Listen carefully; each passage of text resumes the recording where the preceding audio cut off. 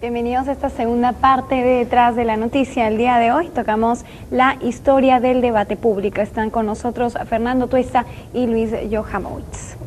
Bien, ¿qué objetivos concretos se lograron en estos debates que se dieron en los diferentes programas políticos? Luego de la devolución de los medios, en este caso por parte del presidente Belaúnde.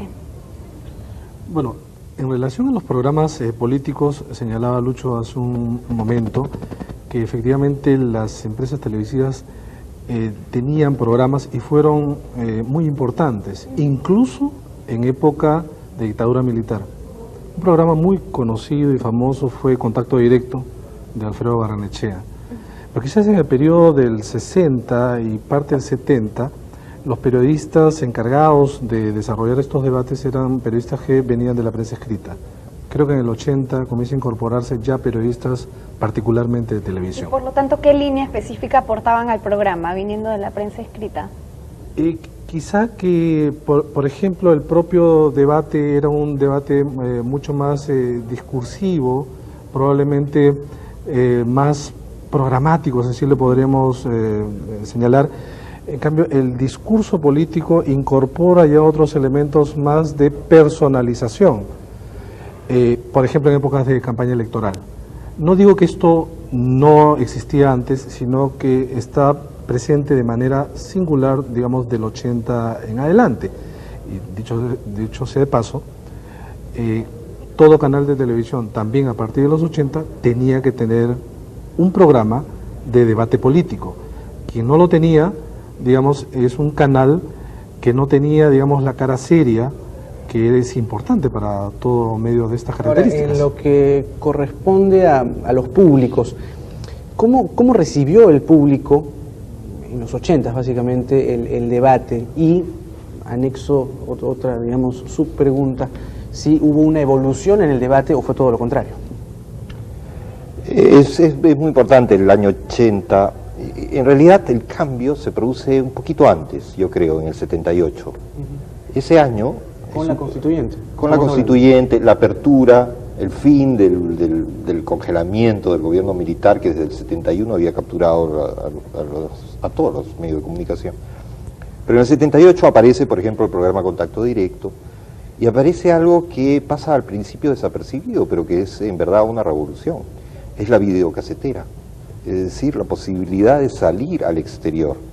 Y entonces la televisión, la noticia en televisión, tiene por primera vez esa magia que ahora utiliza cotidianamente, que es la inmediatez, la simultaneidad, el estar en todos lados, al punto de que la televisión se convierte en el escenario de la noticia, ¿no? Eso ocurre en el 78, al principio pues muy tímidamente, son unos tremendos aparatos difíciles de maniobrar, pero se rompe la tiranía del set, que era, ¿no? Y entonces todo esto le da mucha más movilidad a la televisión. Además, el fin del gobierno militar, el comienzo de los años del gobierno de Belaúnde, de la democracia, revitaliza la polémica, la vida política, ¿no? El debate anterior, el de Bedoya-Grieve, el único, creo, ocurrido en el primer periodo de la televisión, tuvo 78% de sintonía, una sintonía muy alta, ¿no? Probablemente solo la llegada del hombre a la luna o acontecimientos de ese tipo podían competir. Tú hablas sobre hablas sobre la cobertura televisiva en estos recorridos de los diferentes candidatos. En las décadas de los años 80 y 90, ¿esta cobertura ha logrado definir una contienda electoral o simple y llanamente ha servido como un factor más en la información del elector? Yo no diría ni una ni otra. O sea, no ha sido la sanción definitiva, pero tampoco ha sido un factor más, ¿no? Creo que es un acompañamiento, un toque, una llamada de atención hacia el público que finalmente, unido a otros factores, puede desencadenar resultados en una campaña. Ahora, hablemos sobre el caso Ricardo Belmont.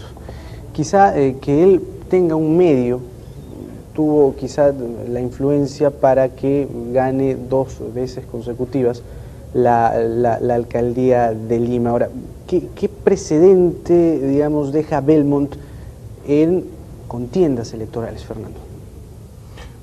Bueno, Belmont aparece en un momento en donde se inicia en forma ya abierta la crisis de los partidos y abre la posibilidad digamos, a la llegada de gente que proviene no de la comunidad política, sino fuera de ella, y particularmente los medios, y de esta manera también se demuestra el poder de ellos. Belmont efectivamente había sido una persona que había labrado su imagen de hombre público a través de su radio, pero eso ocurre en muchos países. Por ejemplo, en La Paz, justamente también en el año 89, cuando triunfa Belmont, al que denominan el compadre Palenque, es el alcalde de La Paz y también tiene una radio. En Quito igualmente, en casi todos los países de la región andina. Ahora, Belmont efectivamente abre un precedente mayor, porque además es el punto inicial en donde se van a incorporar gente de medios a la política. No es el camino solo de los políticos hacia los medios, sino la gente de los medios a la política. Entonces empiezan con gente como Ricardo Belmont para seguir, digamos, en un camino que pasa desde el vedetismo hasta las famosas subsidias y otros más. Digamos, en ese recorrido la demostración es la importancia que tienen los medios, particularmente la televisión, en crear escenarios antes, digamos, que no solamente no se construían fuera de los sets, sino que imprevistos para un gran sector del electorado. Relacionas, digamos, yo quisiera saber específicamente de qué manera a Ricardo Belmont con Susy Díaz, en contenidos programáticos quizá no son tan parecidos, digamos, ¿qué similitudes? ¿Qué similitudes encuentras tú entre Belmont y Susy Díaz, por ejemplo? Las similitudes, para empezar, es que no existen ya contenidos programáticos. La llamada videopolítica, que es lo que hace que la política se construya muchas veces alrededor de la televisión, permite que desde Ricardo Belmont, digo, hasta Susy Díaz, pero pasando por otros intermedios. Antes también lo hubo. Por ejemplo, Meche Solaeche fue uno quizá de lo que yo he rastreado, la primera candidata de los medios que postula en una lista de alcaldesa en el año 80 por el APRA. Pero es un precedente que no tiene continuidad. Ricardo Belmont sí, porque triunfa, y no triunfa en cualquier sitio, triunfa en la capital del Perú. Ahora, ¿queda algún rezago, alguna característica de algún caudillo o algún político, si podemos emplear el término, en la actualidad con características similares de Belmont?